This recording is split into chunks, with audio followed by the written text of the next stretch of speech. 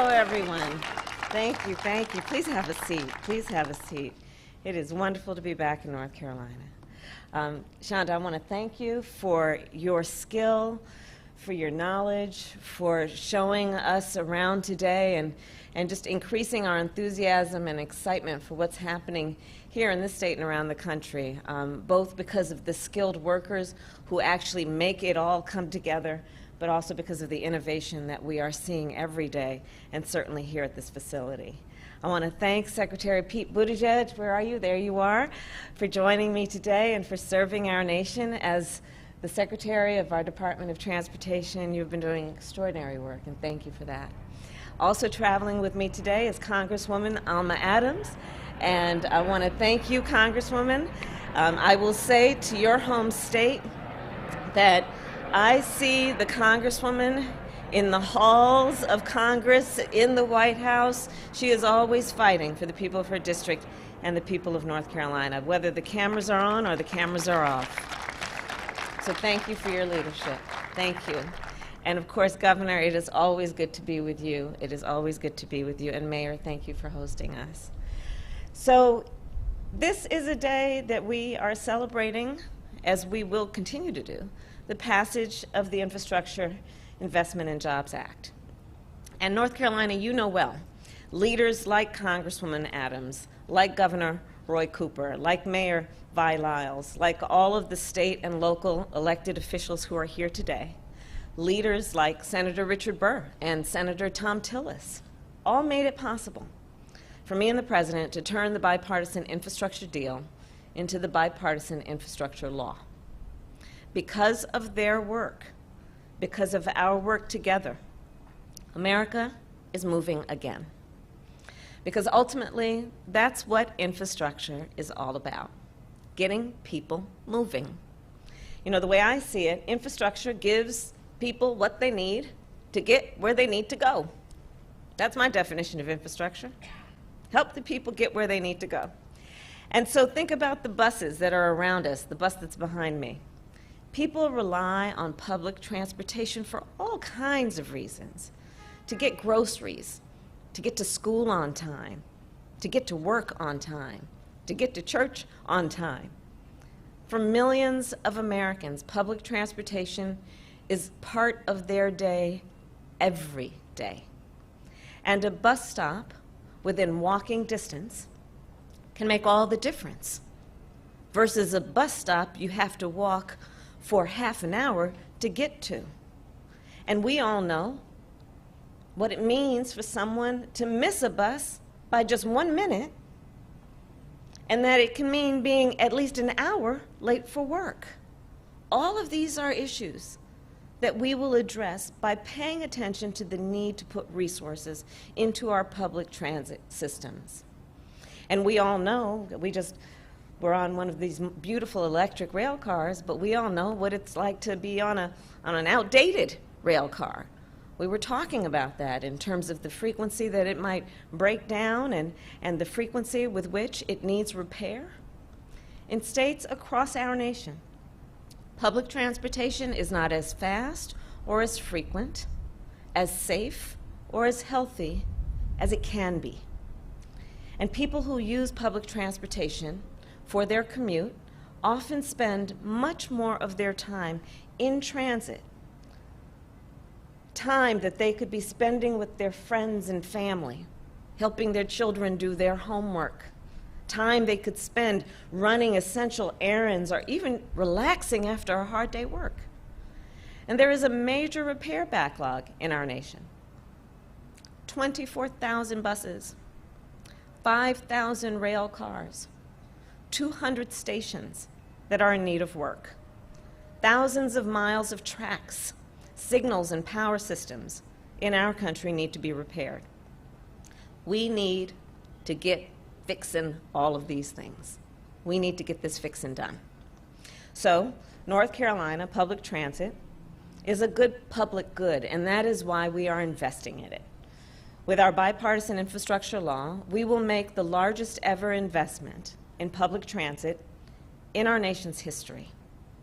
North Carolina alone will receive $910 million for public transit over the next 5 years.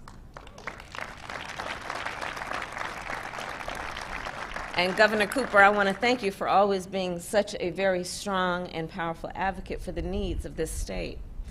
And for here in Charlotte, Mayor, well, you are doing extraordinary work, upgrading your bus system with more connections, more frequent service, and more electric buses.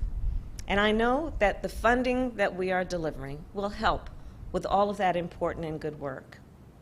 And here's the bottom line. World-class cities like Charlotte deserve world-class transit systems. And this law is going to help you build those systems. On top of public transit, our bipartisan infrastructure law will also make the most significant investment to fix our roads and bridges in 70 years. And I don't need to tell this group of leaders that across North Carolina, there are more than 3,000 miles of highway that need to be repaired. Highways like I-85. Look at all the people nodding. In addition, our bipartisan infrastructure law will modernize our ports and our airports. Among other things, think about what that will mean, not only for the passengers who need to get where they need to go, but also it will help reduce the supply chain bottlenecks that families are experiencing right now. We will also, with this law, replace lead pipes so that every American can have clean drinking water, so that our babies are not drinking toxic water, which in many cases will have irreparable damage to their ability to learn. With this work we have done together, we will expand broadband in rural and urban areas, which I know, and again, the governor and I have talked about this, is a big issue for the people of this state. And why do we do this? We do this work so that every American can have affordable and accessible high-speed internet connections to do the work that we know, certainly during the course of the pandemic, became so necessary. Whether it is allowing our children to have access to the internet to get their homework done, you know, long gone, I will speak to a certain generation of people that includes myself, long gone is Encyclopedia Britannica. They need to have access to the internet to be able to excel and reach their God-given capacity. Let's think about access to high-speed internet for our small businesses and how that helps and is a necessity for them to be able to do their important work. Let's think about high-speed internet and access for the purposes of telemedicine so that folks in rural communities can have access to the kind of care that they deserve and need. In addition to all of that, and importantly, this law will put millions more Americans to work in good-paying jobs and good-paying union jobs. Jobs like a fellow I met by the name of Jeff Bird has. So Jeff Bird is a line design technician that I met with in New Hampshire. His skill and his important work is to attach fiber to utility poles to keep up with the demand for high-speed internet. Jobs like Walter Cody has. So Walter, I met with him, he's a construction inspector, and what he does is he works to get clean water to families in California. Jobs like Leslie Kilgore has. So Leslie is an engineer I met with in High Point, North Carolina, whose team is building electric school buses. In creating jobs, in investing in what people need to get where they are going, our bipartisan infrastructure law will make our country more competitive. It will make our communities more prosperous, and it will deliver on our administration's commitment to equity. And as significant as it is, as historic as it is, our bipartisan infrastructure law is part one of two. Part two of two is our Build Back Better Act. The President and I know that families are stretched thin, and we take that very seriously. And we have designed the Build Back Better Act to help address the reality of the needs of everyday folks who just need a little support. Because take, for instance, the issue of prescription drug costs. It is simply not right that seniors are going into debt to pay for their medication. It is not right that because they can't afford their prescription, they cut pills to try and extend it, and in so doing, expose themselves to greater illness. It's just not right. So our Build Back Better Act, will bring down prescription drug costs. It's just not right that parents are being forced to quit their jobs to care for a member of their family. And so our Build Back Better Act will bring down both child care costs and elder care costs. I can't tell you the number of families and individuals I have met with around our country who are in what we call the sandwich generation. Individuals who are raising their young children while they are also giving care to their elder relatives. And what that means in terms of how they must divide up the responsibilities of their day, requiring two different sets of skills, probably with the exception of food preparation, two sets of skills that are required to balance those obligations. We should be helping people. And so it's not right that families have to choose to either buy groceries or pay for health care, to either fill up their tank or pay their rent.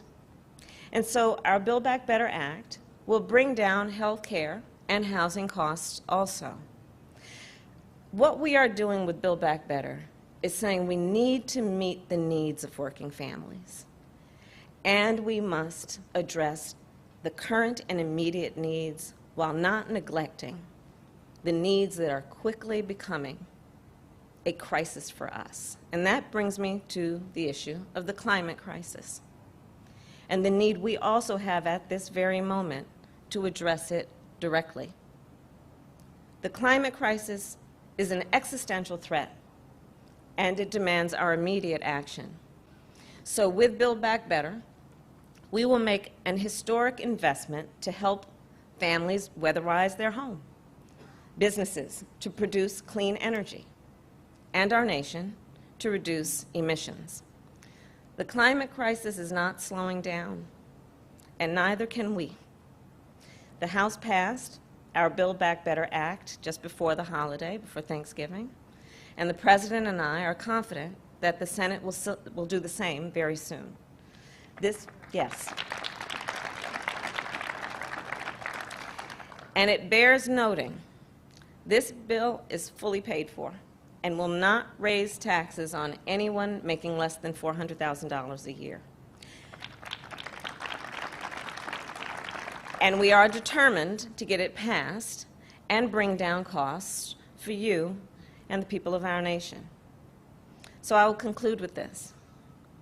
In many ways, our bipartisan infrastructure law and our Build Back Better Act embody our character as a nation. They demonstrate, when you think about the details of it, they demonstrate exactly who we are.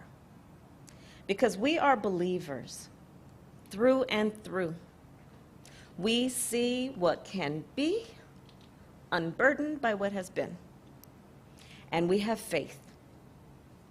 We have faith in what is possible and what can be. And we have determination.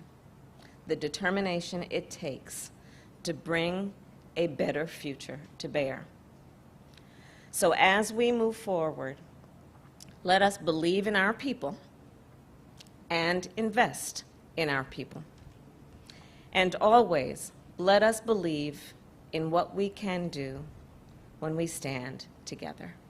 Thank you all very much. God bless you, and may God bless America. Thank you. Thank you.